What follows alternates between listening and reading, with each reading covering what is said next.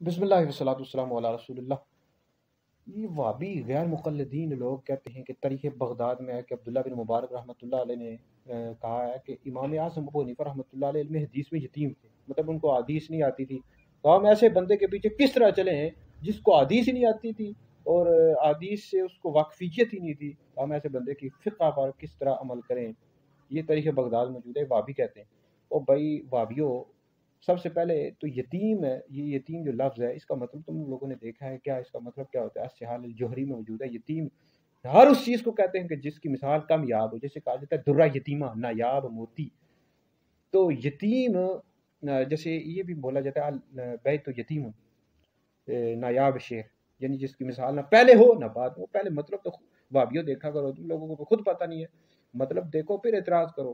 تو امام عبداللہ بن مبارک رحمۃ اللہ علیہ کا مطلب یہ تھا کہ امام اعظم ابو حنیفہ رحمۃ اللہ علیہ علم حدیث میں یتیم تھے، بلکہ علم حدیث میں نایاب موتی تھے، یعنی جس کی مثال نہ پہلے دی جا سکتی ہو نہ بعد میں دی جا سکتی ہو، آپ ایسی ہستی تھے، یہ کہنے کا مقصد تھا۔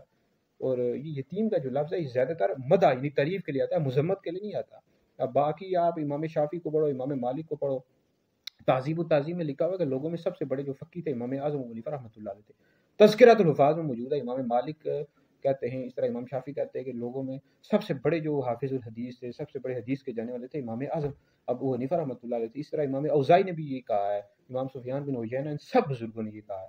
اور وابیو، شرم کرو، تم لوگوں کو خود کچھ نہیں آتا، حدیث کرتے ہو، حدیث کی تم لوگوں کو سمجھ ہی نہیں ہے۔ حدیث خالی حدیث رٹا لگانے سے حدیث کی سمجھ نہیں آتی، جب تک حدیث کو سمجھا نہ جائے۔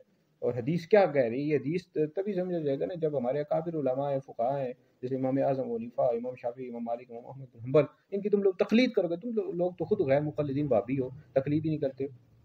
تو لہٰذا وابی جو ہیں ان کو ویسے بھی آتا جاتا کچھ ہے نہیں، تو اس طرح کے فضول اعتراض کرتے رہتے۔ امام اعظم ابو حنیفہ رحمۃ اللہ علیہ کی جو حدیث کی کتاب ہے وہ ہے جی مسند اعظم ہے ابو حنیفہ۔ تو پھر اس کے علاوہ اور بھی حدیث کی کتب ہیں۔